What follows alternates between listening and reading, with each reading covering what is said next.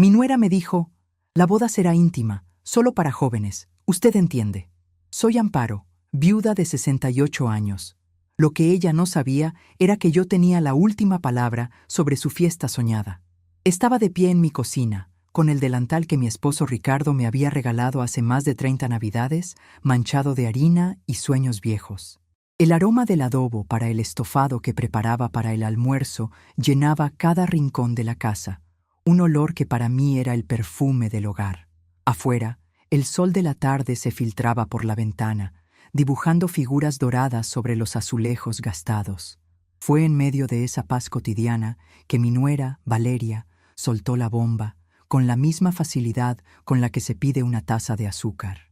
Había llegado sin avisar, como solía hacer últimamente, con una sonrisa que nunca le llegaba a los ojos y un aire de urgencia que no encajaba con la tranquilidad de mi casa. Se sentó en el borde de una de las sillas del comedor, como si tuviera miedo de que la vejez del roble se le contagiara. «Suegrita, qué rico huele», dijo, arrugando su nariz perfectamente maquillada. «¿Siempre cocinando usted? Debería descansar más». Era su manera de empezar. Primero el halago vacío, luego la sugerencia disfrazada de preocupación que en realidad quería decir, «Qué anticuada es usted». Yo conocía bien su música.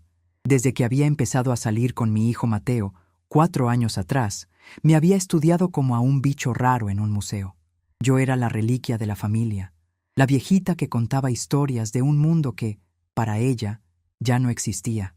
Para mi hijo, yo era su mamá. Para Valeria, era un obstáculo decorativo. Le serví un vaso de agua de Jamaica, bien fría, como a ella le gustaba. Sus manos, con uñas largas y rojas como pétalos de amapola, rodearon el vaso. Tomó un sorbo pequeño y luego carraspeó, preparándose para el verdadero motivo de su visita. «Mateo y yo hemos estado pensando mucho en la boda», comenzó, y su voz adquirió un tono meloso, casi de disculpa fingida.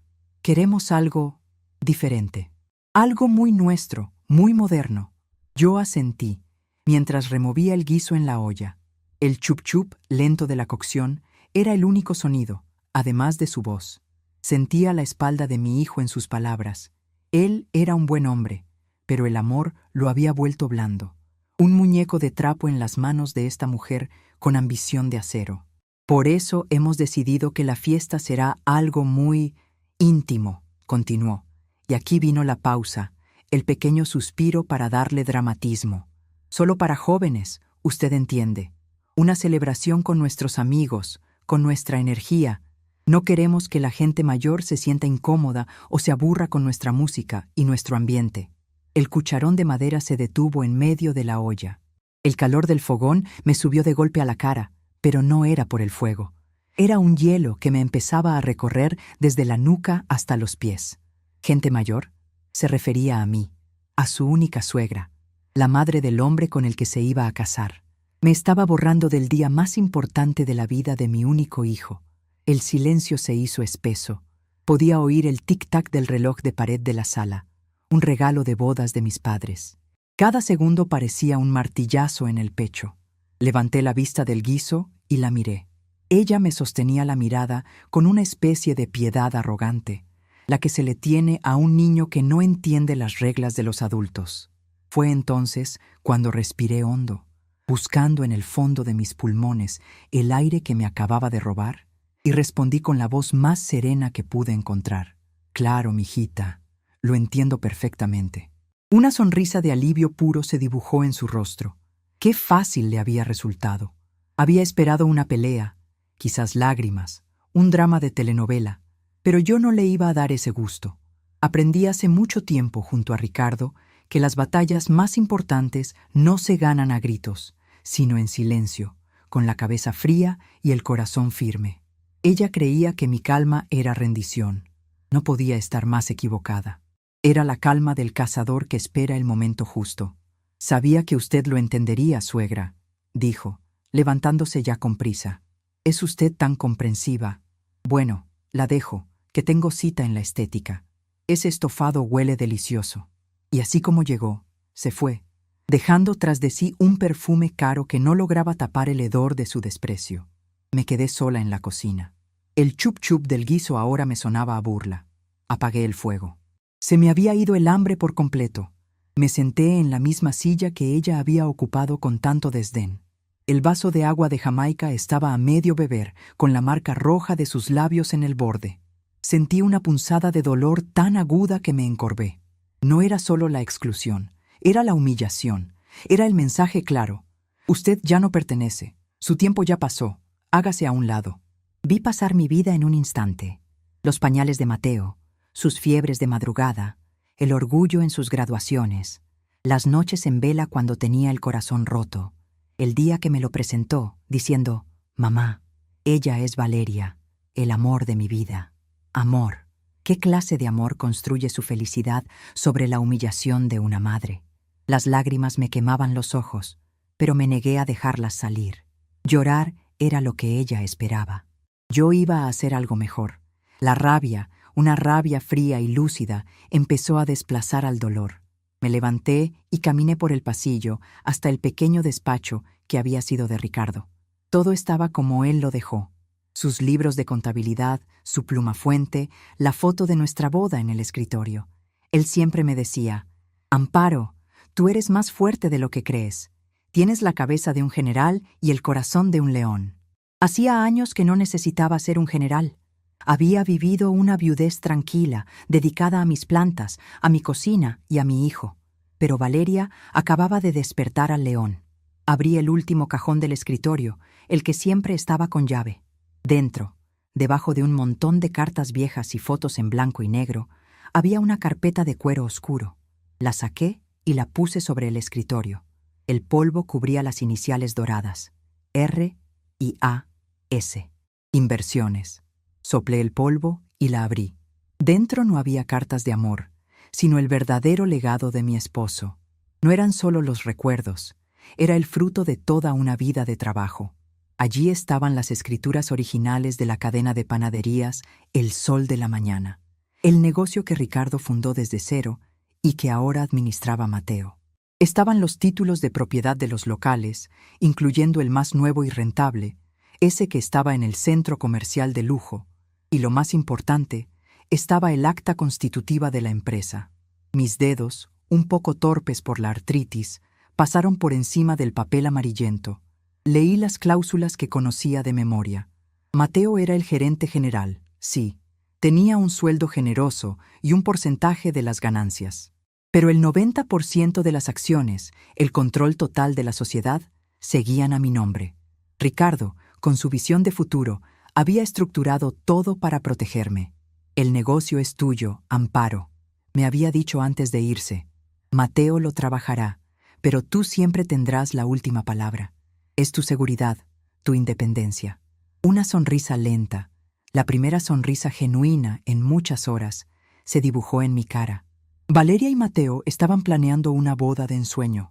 Hablaban de un famoso organizador de eventos, de un banquete carísimo en el salón más exclusivo de la ciudad, de una luna de miel de un mes por Europa. Y todo eso, ¿con qué dinero pensaban pagarlo? Con las ganancias de un negocio que, sin saberlo, dependía enteramente de mi firma. Ella quería una boda solo para jóvenes, quería borrarme del mapa.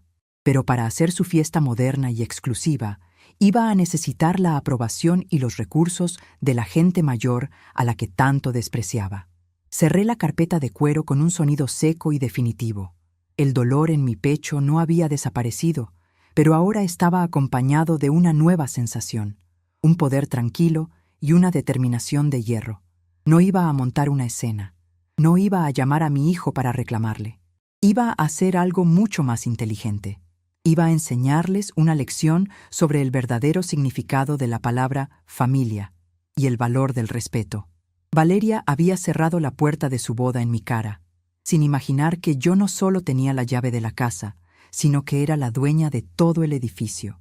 Su fiesta exclusiva acababa de encontrar un obstáculo que su arrogancia jamás vio venir.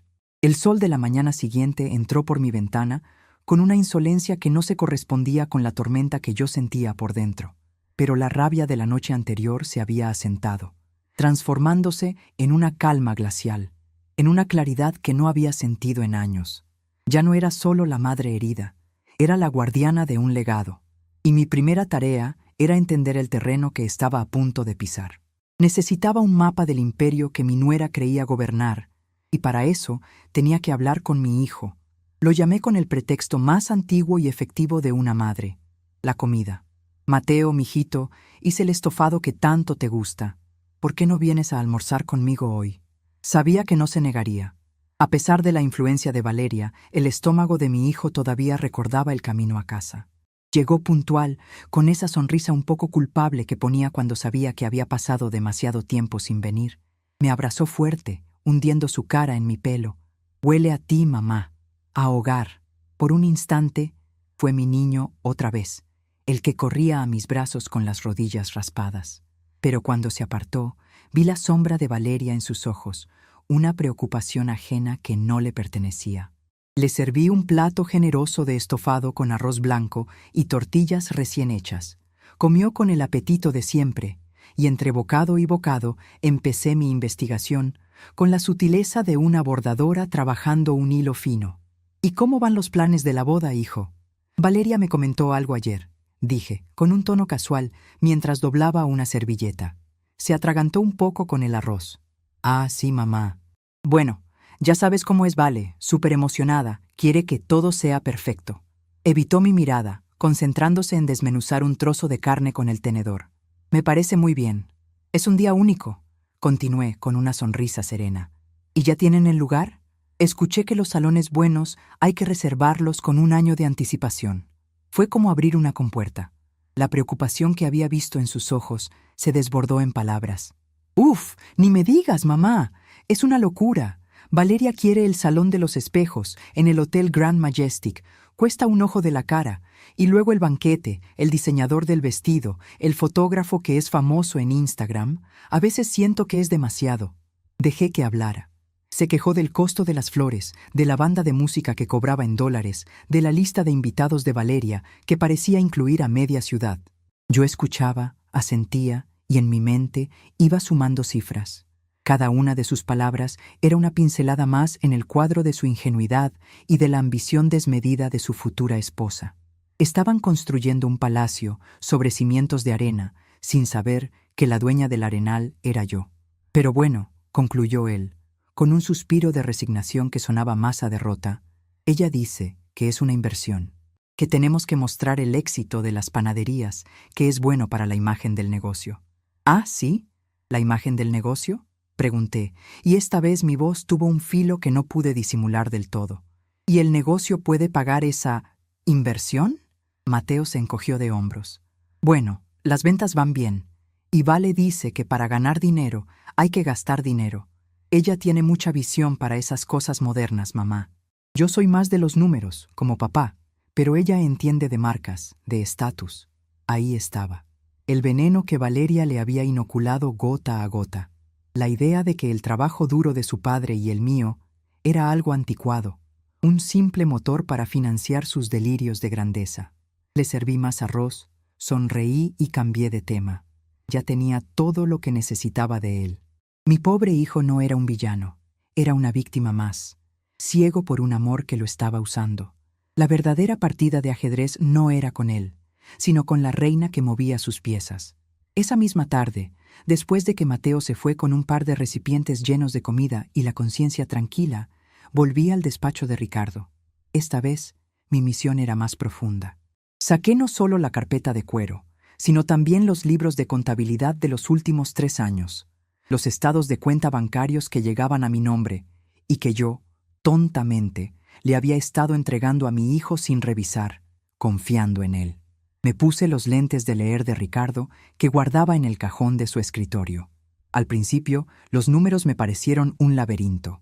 Hacía años que no me dedicaba a esto. Cuando Ricardo vivía, él se encargaba de las finanzas y yo de la operación, de la calidad del pan, del trato con los empleados. Pero las noches que pasamos juntos, revisando cuentas antes de dormir, habían dejado un pozo de conocimiento en mí. Lentamente, como un músculo que se despierta después de mucho tiempo, mi mente empezó a conectar los puntos. Descubrí primero lo evidente. Las panaderías eran una mina de oro. El trabajo de mi esposo había sido brillante y la administración de Mateo, aunque sin mucha imaginación, había mantenido el negocio a flote y creciendo. Pero luego empecé a ver las grietas. Vi los gastos de representación que se habían triplicado en los últimos 2 años.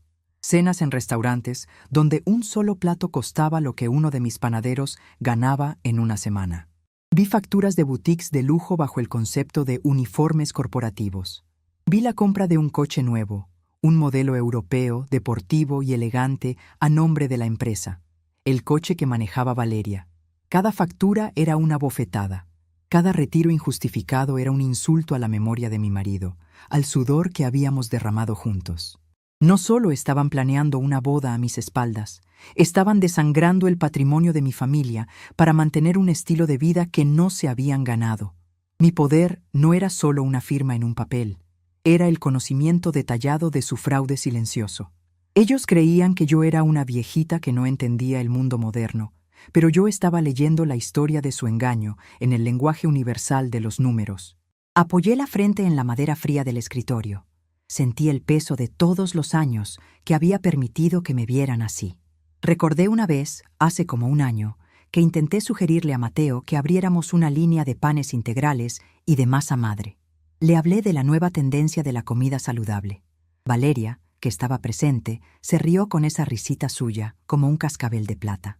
«Ay, suegrita, qué ocurrencias. Eso es para un nicho muy pequeño. Nosotros somos una marca para la familia, para el pueblo. No compliquemos las cosas». Mateo, para no contradecirla, simplemente dijo: «Déjalo, mamá. De eso nos encargamos nosotros». Me sentí pequeña, anticuada. Les creí. Enterré mi instinto, mi conocimiento del negocio que yo misma había ayudado a levantar. ¿Cuántas veces había callado una opinión por no parecer una vieja metiche? ¿Cuántas veces me había retirado a mi cocina, a mi jardín, a mi papel de abuela sin nietos, para no incomodar? Les había entregado mi voz en bandeja de plata y ahora se sorprendían de que solo me quedara el silencio. La percepción que tenían de mí y la realidad no podían ser más distintas. Esa misma semana, Valeria me había llamado para explicarme cómo usar una aplicación en el teléfono para pedir un taxi. «Mire, suegra, es muy fácil. Así no tiene que depender de nadie». Me habló despacio, como si yo fuera una niña de 5 años. Lo que ella no sabía era que mientras me daba su lección de tecnología básica, yo estaba en la página web del banco, revisando las transferencias internacionales de la cuenta de la empresa y descubriendo un pago por adelantado a un fotógrafo de bodas en Italia. La ironía era tan amarga que casi me hizo reír.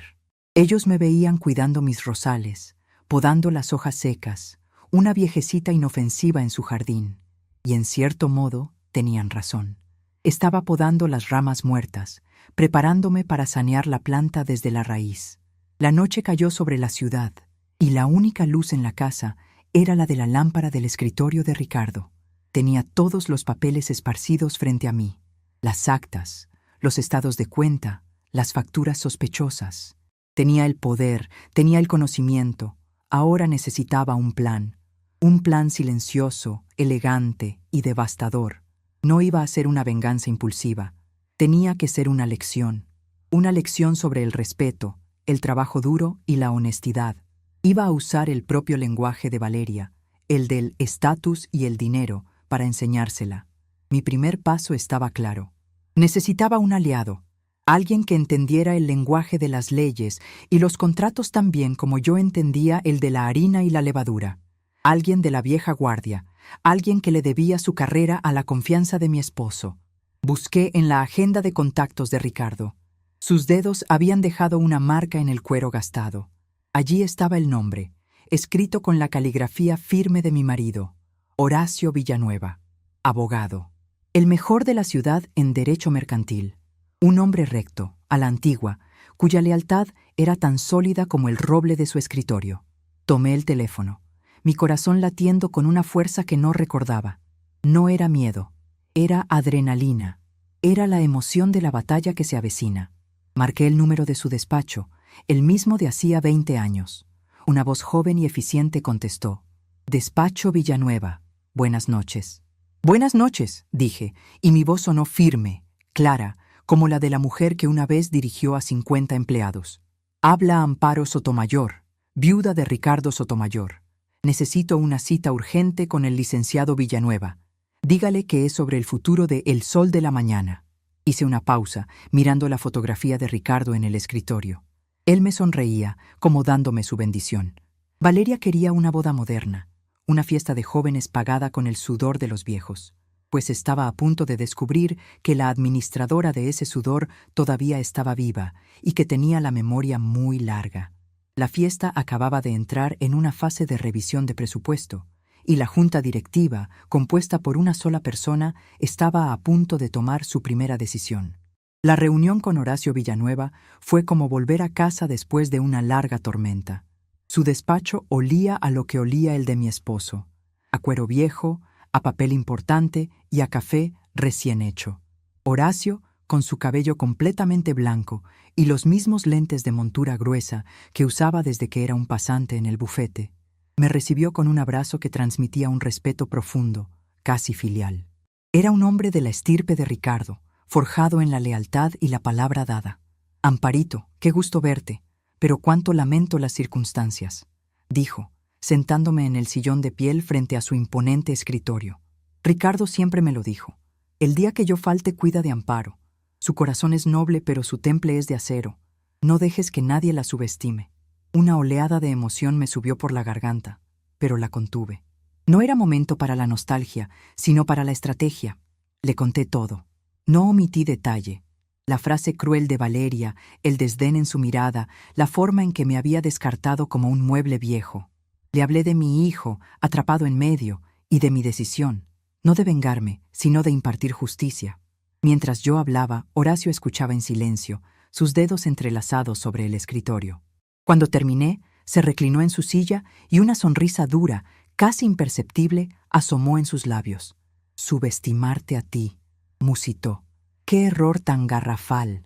Valeria no tiene idea de con quién se ha metido». Extendió sobre la mesa los documentos que yo había traído y los que él ya tenía en sus archivos. Confirmó cada una de mis sospechas. «Legalmente, Amparo, tú eres la dueña y señora de todo. Mateo es un empleado de alto rango, nada más. Tienes el poder de vetar cualquier gasto, de cambiar la directiva, de vender la empresa si quisieras. Ellos han estado jugando a los empresarios con el dinero de la verdadera dueña». Fue entonces cuando trazamos el primer movimiento de nuestra partida de ajedrez. No sería un ataque frontal. Sería un movimiento sutil, burocrático, imposible de refutar. «Vamos a solicitar una auditoría general extraordinaria», propuso Horacio, y sus ojos brillaron con inteligencia. «La justificaremos por la necesidad de evaluar la salud financiera de la empresa ante una posible expansión. Es un movimiento corporativo estándar, limpio, pero congelará de inmediato cualquier gasto que no sea estrictamente operativo. La fiesta de la señorita Valeria se va a quedar sin fondos antes de empezar». Asentí, sintiendo cómo el plan tomaba forma, sólido y perfecto. Horacio redactó la notificación oficial en un lenguaje legal, frío e impersonal. 2 días después, un mensajero la entregó en las oficinas de El Sol de la Mañana. El primer peón había avanzado en el tablero. Tal como lo había previsto, no pasaron ni 3 horas antes de que mi hijo apareciera en mi puerta. Entró agitando el sobre en la mano, con el rostro pálido y los ojos llenos de una confusión que me partió el alma. «Mamá, ¿qué significa esto?», preguntó, extendiéndome la carta firmada por el bufete de Horacio. «¿Una auditoría? ¿Por qué? ¿Pasa algo malo con el negocio?». Lo invité a sentarse y le serví un té de manzanilla para calmarle los nervios.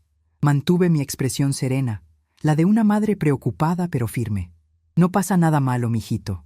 Al contrario, es para que todo siga bien», le expliqué con voz suave. «He estado pensando que tu padre siempre fue muy precavido. Con los tiempos como están, con la economía tan inestable, es una imprudencia no tener las cuentas perfectamente claras. Es solo un procedimiento para proteger nuestro patrimonio. El tuyo, el mío, el legado de tu papá». Me miró, buscando una fisura en mi calma, pero no la encontró. Yo hablaba de negocios, de prudencia, de legado. ¿Cómo podía discutir eso? Se calmó un poco, aunque la preocupación no se desvaneció del todo. «Pero mamá, Es que el momento es terrible. Con la boda encima, tenemos tantos pagos que hacer. Esto lo va a retrasar todo. Una empresa sólida es la mejor base para cualquier matrimonio, respondí, poniendo mi mano sobre la suya. No te preocupes. Si todo está en orden, la auditoría será rápida. Es solo una formalidad. Se fue más tranquilo, pero yo sabía que esa tranquilidad duraría hasta que cruzara la puerta de su casa y se enfrentara a la verdadera tormenta. Valeria. Y no me equivoqué. Esa noche pude casi escuchar los gritos desde mi casa. A la mañana siguiente, mi hijo me llamó por teléfono. Su voz sonaba agotada. «Mamá, Valeria está furiosa», me dijo en un susurro, como si temiera que ella lo escuchara. «Dice que esto es una ridiculez, que es una excusa tuya para controlarnos. Quiere que hables con Horacio y canceles todo». «Mateo», le dije con una firmeza que lo sorprendió, «el negocio no es un juego, y mis decisiones sobre él no se discuten con tu novia. Se discuten en una junta directiva. Y la junta, por ahora, soy yo». La auditoría sigue en pie. Hubo un silencio al otro lado de la línea. Luego, un suspiro. «Está bien, mamá». Colgó, y supe que había ganado la primera batalla. Había creado una distancia entre su lealtad a mí y las exigencias de ella. Una semana después, el plan se intensificó. Los auditores, 2 hombres serios y de pocas palabras contratados por Horacio, se instalaron en la oficina principal de las panaderías. Revisaban cada libro, cada factura, cada recibo. Y, siguiendo las instrucciones de nuestro abogado, emití el segundo comunicado. Como medida cautelar mientras durara la auditoría, quedaba congelado todo gasto superior a los 5,000 pesos. Cualquier pago por encima de esa cifra requería mi autorización y firma personal. Esa fue la estocada. Los 5,000 pesos apenas cubrían los gastos diarios, la harina, los sueldos. Pero los grandes depósitos para la boda, el pago del salón de los espejos, el adelanto para el banquete, la reserva del fotógrafo famoso, quedaron bloqueados al instante. Los teléfonos empezaron a sonar. Primero fue Mateo, desesperado. «Mamá, el Hotel Grand Majestic nos está exigiendo el 50% del pago o cancelan la reserva. Son 200,000 pesos. No puedo hacer la transferencia. El sistema la rechaza». «Lo sé, hijo. Necesita mi firma», le respondí con calma. «¿Y me la vas a dar? Envíame la solicitud formal por correo, con la factura y el contrato detallado. El equipo de Horacio y yo la revisaremos y te daremos una respuesta». «Pero mamá, no hay tiempo para eso. Vamos a perder la fecha», gritó, la desesperación rompiendo su voz. «El orden es el orden, Mateo. Así se maneja un negocio serio». La presión sobre él se volvió insoportable. Los proveedores de la boda lo llamaban día y noche. Valeria, me lo imaginaba, lo atormentaba en casa. Él estaba atrapado en una pesadilla burocrática creada por su propia madre, y no entendía por qué. Para él, yo seguía siendo la viejita comprensiva que ahora, de repente, se había vuelto una empresaria inflexible y distante. No veía la conexión. Aún no. Pero Valeria sí. Ella era más astuta. Sabía que esto no era casualidad. Después de 2 semanas de caos, con todos sus planes de boda detenidos y su sueño desmoronándose, decidió que era hora de enfrentarme. Llegó a mi casa una tarde, esta vez sin la sonrisa falsa. Su rostro era una máscara de tensión. Traía una caja de sus chocolates favoritos, un intento patético de endulzar la amargura que se le desbordaba por los poros.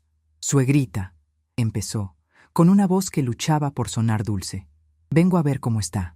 Mateo me dice que ha estado muy ocupada con los asuntos del negocio». «Sí, Valeria, hay mucho que poner en orden», respondí, mientras regaba mis geranios en el patio. No la invité a pasar. La dejé de pie en el umbral, una reina visitando el territorio de una campesina, solo para descubrir que la campesina era dueña de todo el reino. «Entiendo», dijo ella tragando saliva, «pero esta auditoría está causando muchos problemas. Mateo está tan estresado, no duerme, y con la boda tan cerca, hemos tenido que posponer algunos pagos. Quizás usted, con su influencia, podría hablar con los abogados, pedirles que sean un poco más flexibles, que lo dejen para después del viaje, por la felicidad de su hijo». Dejé la regadera en el suelo y me limpié las manos en el delantal. Me giré para mirarla de frente, a los ojos. Y por primera vez, desde que la conocía, Dejé que viera un destello del acero que había debajo de mi apariencia suave. Mi voz no fue alta ni agresiva, fue tranquila, afilada y absolutamente gélida. La felicidad de mi hijo, Valeria, se basa en un futuro estable, y ese futuro depende de la salud del negocio que su padre y yo construimos con nuestras manos. Ese negocio no es un cajero automático para financiar caprichos, es un legado. Hice una pausa, dejándola procesar mis palabras. Su rostro empezó a perder color. La auditoría, continué, ya ha revelado algunas cosas interesantes. Gastos excesivos, inversiones muy cuestionables, un auto de lujo que no genera ganancias, viajes que no tienen relación con la venta de pan, cenas que cuestan más que un horno nuevo. La empresa necesita disciplina y una gestión responsable, no una hemorragia de dinero para impresionar a gente que no nos importa. La miré fijamente, y en ese momento supo que yo lo sabía todo. No mencioné la boda, no tuve que hacerlo. Al hablar de caprichos y de impresionar a gente, el mensaje era inequívoco. Una vez que pongamos la casa en orden, concluí, dando un paso atrás hacia mi puerta. Una vez que el negocio esté saneado y funcionando como debe, entonces, y solo entonces, podremos hablar de financiar nuevos proyectos.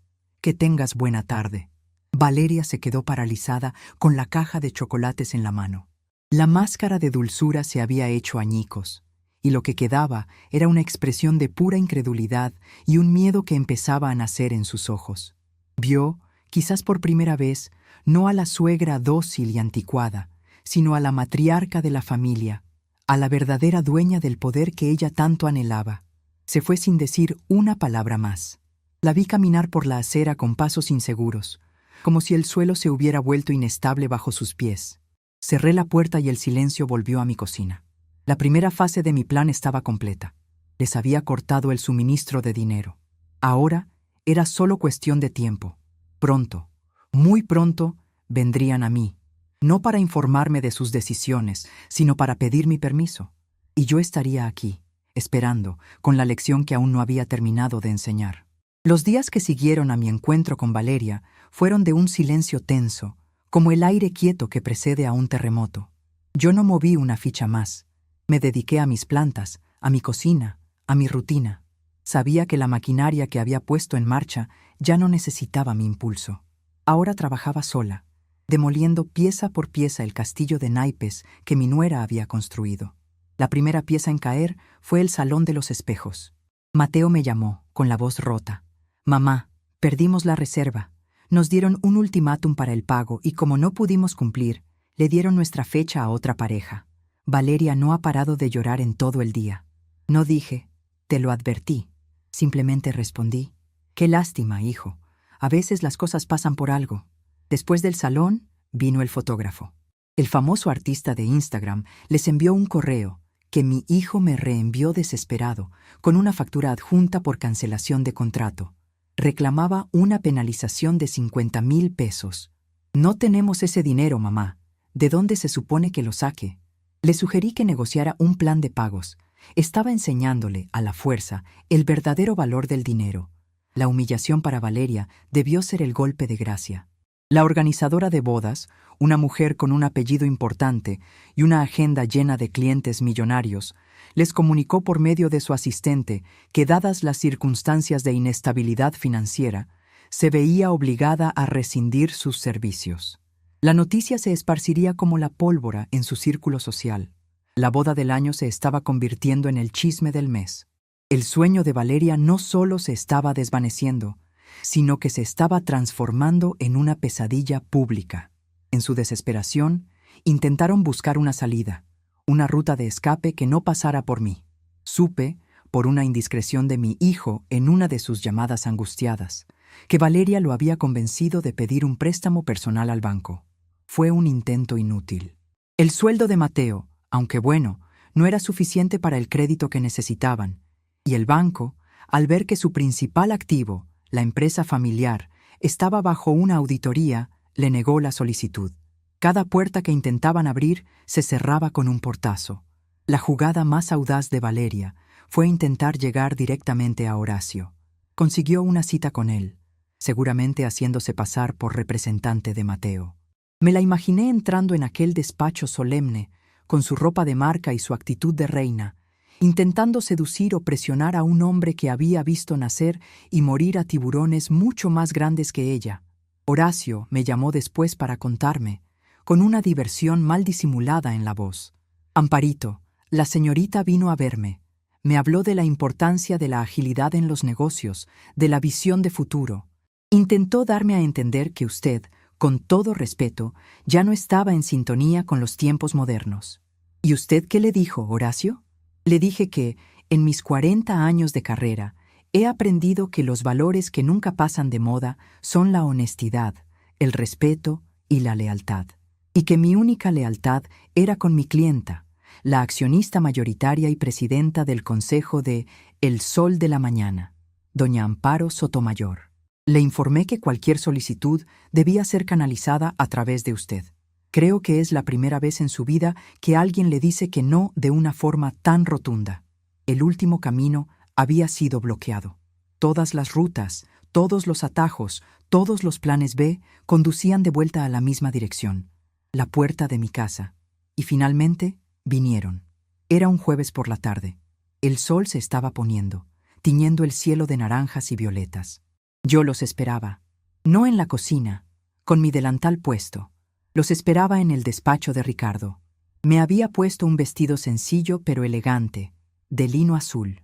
Estaba sentada detrás de su escritorio de caoba, el mismo desde el que él había dirigido el negocio durante 30 años. Sobre la superficie pulida, solo había una carpeta de cuero oscuro y una taza de té.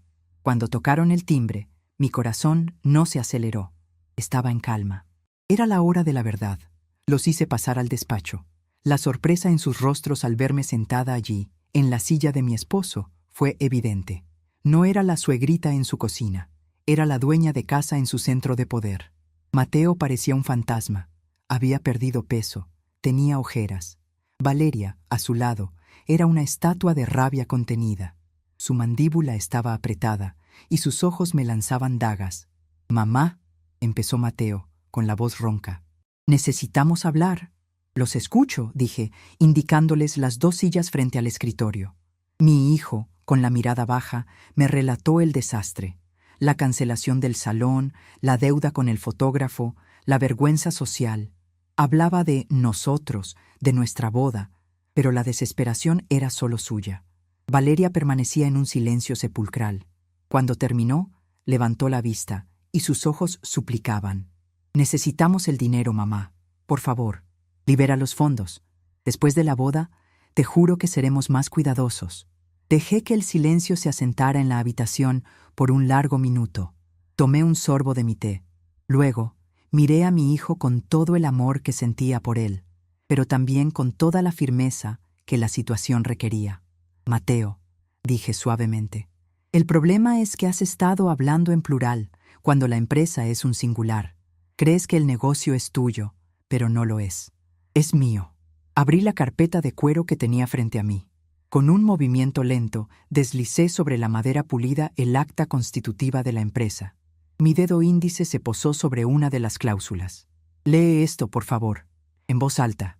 Mateo tomó el papel con manos temblorosas. Sus ojos recorrieron las líneas. Artículo 4. Composición accionaria. 90% de las acciones a nombre de Amparo Sotomayor de Sotomayor. 10% de las acciones a nombre de Mateo Sotomayor, con derechos de usufructo, pero sin poder de decisión sobre el consejo directivo. Su voz se apagó en un susurro. Levantó la vista, completamente aturdido. «¿Qué? No. Papá dijo que la empresa sería mía. Tu padre dijo que trabajarías en ella, que aprenderías a dirigirla y que un día, cuando demostraras la madurez necesaria, la heredarías. Pero el control, el poder de decisión, siempre fue mío. Es mi protección, y es la protección del legado de tu padre», expliqué. Luego saqué otro fajo de papeles del informe preliminar de la auditoría. Un legado que, en los últimos 2 años, ustedes han estado tratando como su cuenta bancaria personal. Deslicé también las facturas, el coche, las joyas disfrazadas de regalos corporativos, los viajes de fin de semana a hoteles de lujo cargados a la cuenta de desarrollo de mercado. El shock en el rostro de Mateo fue total. Era la conmoción de un hombre que se da cuenta de que ha estado viviendo una mentira, no porque lo hayan engañado, sino por su propia ceguera. Pero la reacción de Valeria fue distinta. Su incredulidad se transformó en una furia volcánica. «Esto es una trampa», espetó, poniéndose de pie de un salto. «Usted nos engañó. Se hizo pasar por una vieja tonta e inofensiva todo este tiempo, mientras nos vigilaba, mientras planeaba esto». Me levanté yo también, no con su furia, sino con la autoridad tranquila que me daba la verdad. La miré directamente a los ojos, y esta vez no había ni una pizca de la suegra dócil en mi mirada. «Yo nunca te engañé, Valeria. Yo soy una mujer mayor que disfruta de su cocina y su jardín. Esa soy yo, pero también soy una mujer que ayudó a su marido a construir un negocio desde cero, que sabe leer un balance y que entiende de sacrificios. Ustedes fueron los que me vieron y no quisieron ver. Vieron un delantal y asumieron que había debilidad. Vieron mis canas y asumieron que había ignorancia. Nunca preguntaron, nunca se interesaron. Simplemente dieron por sentado que yo no importaba». Mi voz llenó el despacho, firme y clara, y entonces, por fin, conecté todos los puntos para ellos. El momento de la catarsis había llegado. «Tú querías una boda solo para jóvenes, Valeria», dije, y cada palabra era un martillo que golpeaba el clavo de su arrogancia. «Tú le dijiste a la madre del hombre que amas que era demasiado vieja para compartir el día más feliz de su vida. Me quisiste borrar de la foto familiar. Me sentenciaste a la invisibilidad, pues resulta que esta vieja invisible es la que tiene la pluma para firmar los cheques de tu fiesta joven y moderna». El rostro de Valeria era un poema de horror y realización. Se quedó sin palabras. Toda su altanería se había evaporado, dejándola expuesta y pequeña. «Así que sí, habrá una boda», continué, estableciendo el nuevo orden mundial de nuestra familia. «Pero será bajo mis condiciones, y son 3. Escuchen bien». Me volví hacia Valeria. «Primero te disculparás. No conmigo. Te disculparás con el concepto de familia que insultaste y que intentaste romper. Le pedirás perdón a tu futuro esposo por ponerlo en la horrible posición de tener que elegir entre su madre y su mujer». Luego, miré a los dos. «Segundo, la boda se pagará con el sueldo de Mateo, no con el capital de la empresa. Aprenderán a vivir dentro de sus posibilidades. Será una celebración de amor, no una obra de teatro para sus amigos. Si eso significa que será en el patio de esta casa con 20 invitados, que así sea. Será una fiesta honesta». Finalmente, los miré a ambos, pero mis palabras eran para ella. «Y tercero, y esto no es negociable, yo estaré allí, en primera fila, no como una invitada a la que se le hace un favor, sino como la madre del novio, con la cabeza bien alta, recibiendo el respeto que merezco». Les di mis condiciones, claras como el agua. El silencio en el despacho de Ricardo era denso, cargado de la ruina de sus planes y el nacimiento de un nuevo orden. La pelota estaba en su tejado. Podían elegir el orgullo o podían elegir la familia. Y yo, por primera vez en mucho tiempo, estaba en paz, lista para aceptar cualquiera de sus decisiones. La boda se celebró en una tarde de otoño, 6 meses después de aquella reunión en el despacho de mi esposo. El aire era fresco, y el sol pintaba el cielo con los mismos tonos anaranjados de aquel día decisivo. No fue en el Salón de los Espejos, no. Fue en el jardín de un viejo restaurante colonial en el centro de la ciudad, un lugar con sabor a historia y paredes cubiertas de bugambillas que yo misma sugerí. Era elegante, íntimo y, sobre todo, honesto. No había fotógrafos famosos, ni bandas de música importadas, ni una lista de invitados para impresionar. Estaban las personas que de verdad importaban, la familia cercana y los amigos de toda la vida. Yo ocupé mi lugar en la primera fila. Llevaba un vestido de seda color esmeralda y el collar de perlas que Ricardo me regaló en nuestro 20º aniversario. Cuando Mateo caminó hacia el altar, se detuvo a mi lado, me tomó la mano y la besó. «Gracias, mamá», me susurró al oído. «Gracias por todo». En sus ojos ya no había confusión ni angustia, sino una profunda gratitud y un respeto que sentía nacer desde el alma. Valeria estaba hermosa, Su vestido era más sencillo que el que había soñado, pero quizás por eso su belleza se veía más real. Durante la ceremonia, después de dar el sí, acepto, se acercó a mí. Delante de todos, me tomó las manos. Sus ojos, por primera vez, me miraron sin barreras, sin arrogancia. Estaban húmedos de una emoción que yo sabía sincera. Gracias por enseñarme lo que de verdad significa la familia, Amparo, dijo, y su voz se quebró un poco. Perdóneme. Fue la disculpa que yo había exigido, pero en ese momento supe que no venía de una obligación, sino de un corazón que, a la fuerza, había aprendido a ver más allá de las apariencias. Ese día marcó el inicio de nuestra nueva realidad. La matriarca no había vuelto a su cocina para desaparecer. Al contrario. Los lunes y jueves, mi chofer, un antiguo empleado de la panadería a quien le tenía toda la confianza, me pasaba a buscar para ir a la oficina principal. Allí tenía mi propio despacho, justo al lado del de Mateo. Juntos revisábamos las cuentas, planeábamos estrategias, entrevistábamos a personal clave. Mi hijo, liberado de la presión de mantener un espejismo de riqueza, resultó ser un gerente mucho más sensato y creativo. Descubrió que disfrutaba más del reto de hacer crecer el negocio que de la tarea de gastar sus ganancias. Implementamos juntos la línea de panes de masa madre y productos orgánicos que yo había propuesto hacía tanto tiempo. Fue un éxito rotundo. Abrió un nuevo mercado para nosotros, atrayendo a una clientela más joven que valoraba la calidad y la tradición. Los viejos empleados me recibieron con los brazos abiertos. Ver a doña Amparo caminando por la planta, supervisando la calidad de la harina o charlando con los panaderos, les devolvió un sentido de orgullo y pertenencia que se había perdido. El negocio no solo se saneó, sino que floreció, más fuerte y saludable que nunca. La transformación de Mateo fue profunda. Maduró de golpe.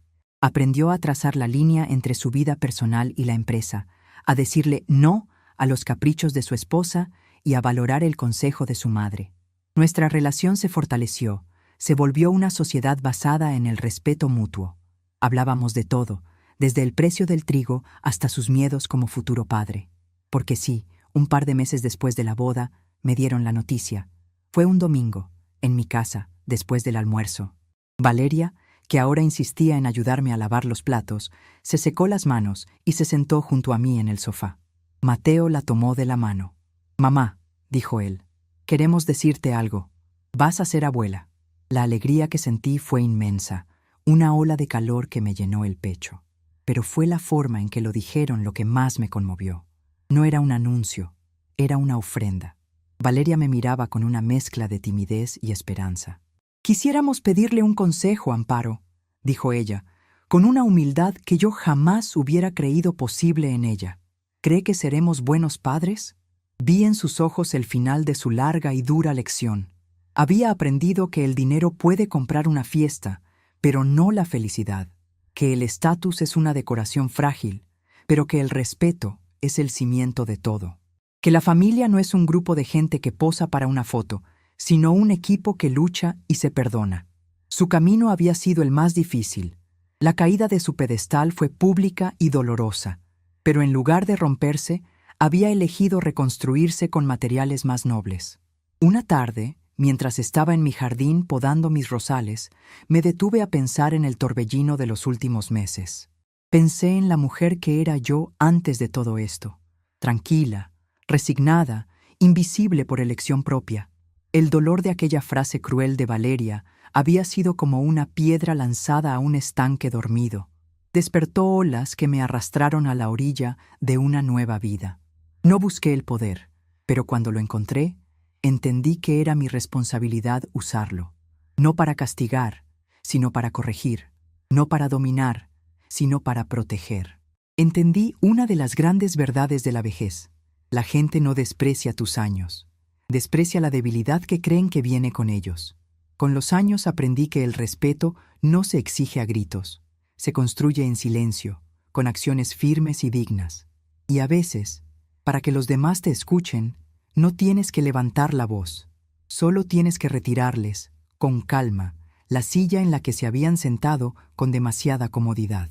Honré la memoria de Ricardo, no solo cuidando su negocio, sino asegurando que los valores sobre los que lo construimos, el trabajo, la honestidad, la familia, siguieran siendo los pilares de nuestro futuro. Ahora miraba hacia adelante y veía un horizonte lleno de posibilidades. No solo la de ser abuela, sino la de ser mentora, guía, la de seguir siendo una fuerza activa y presente en el mundo. Mi nuevo legado no serían solo las panaderías, ni el dinero en el banco. Sería la lección de dignidad que había impartido, la prueba de que la edad no es un final, sino una acumulación de poder silencioso, la certeza de que el corazón de una familia, como la masa madre de un buen pan, necesita cuidado, respeto y tiempo para mostrar su verdadera fuerza. Esa noche cenamos los tres en mi casa, como ya era costumbre los domingos. Las risas llenaban mi comedor. Mateo contaba una anécdota de la panadería, y Valeria, por primera vez, contó un chiste a mis expensas, uno sobre mi estricto control de calidad. Nos reímos a carcajadas. La miré reír, y vi a la mujer que mi hijo amaba, libre por fin de sus propias cadenas. En ese momento, en la cabecera de mi propia mesa, rodeada del amor que había rescatado y reconstruido, me sentí completa. La tormenta había pasado, y en mi jardín, contra todo pronóstico, todo había vuelto a florecer.